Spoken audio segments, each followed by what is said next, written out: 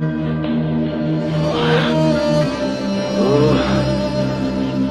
ka! Ilang pamilya mo!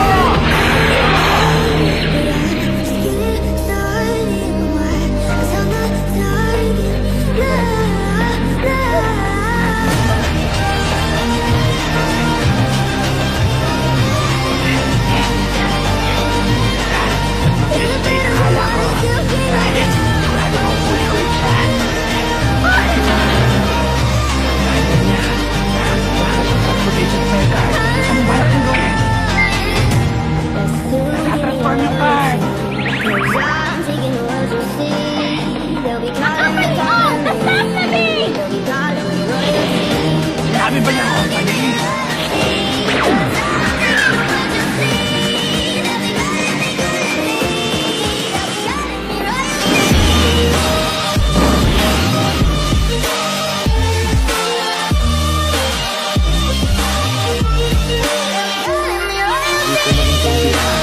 Akala ko may nakaabot sa ating dito para sa panganak ko.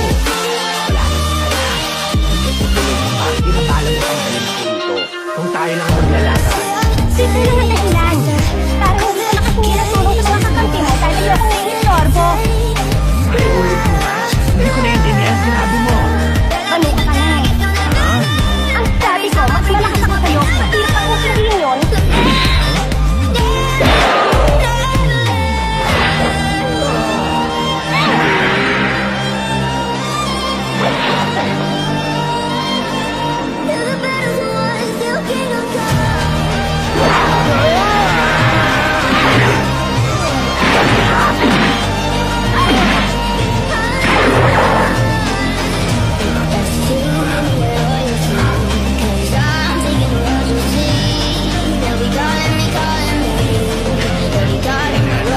Walang kwenta. Parang pinila. Akala mo papabagsak mo ko ng mga ganun sira? Hindi ko ako kaya. Sabi na natin, matigas ang sakto ang paa mo.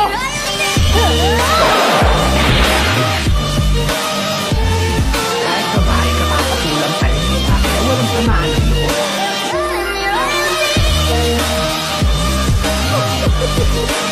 Ako pa ka lang niya. Ha? Ano pinagkakawin mo dahil? Kahit lalaki ang papakilan sa diskarte na walang samaan ng loob.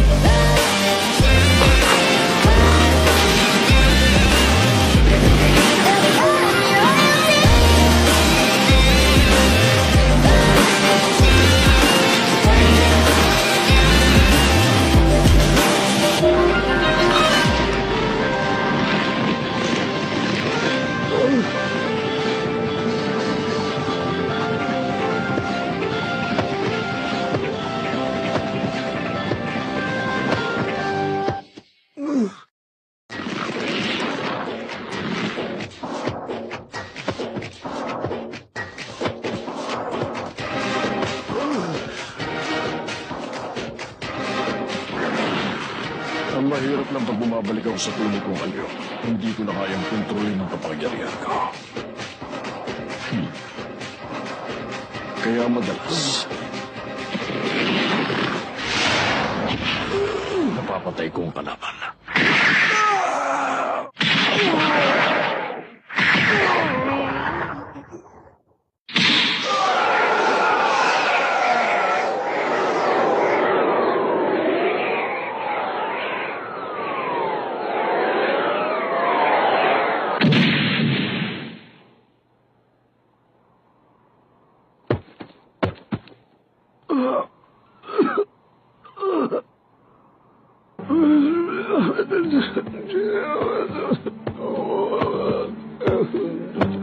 Akalain mo, buhay ka pa pala.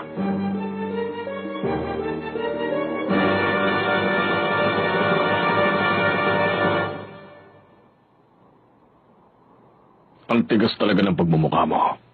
Kakaiba. Teka, sandali. Bakit mo tinatago ang totoong kapangyarihan mo?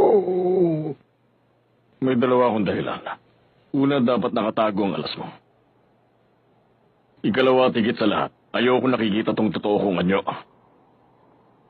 Nakakainis. Tignan mo nga, mukha akong kargador sa itsurang ito. Tanungin kita, may haharap mo ba ang ganitong itsura sa mga tao?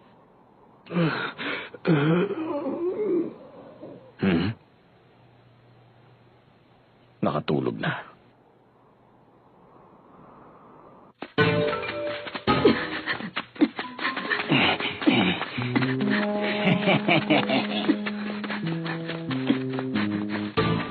Hindi ko makuha. Ba't ka gumamit ng company card? Ayaw mong mapahiya sa mga kasama mo, no? Sa bagay, ayos lang. Papuro sa akin yung mga one-on-one na laban, eh. Asar to ah. Matibay yun pala.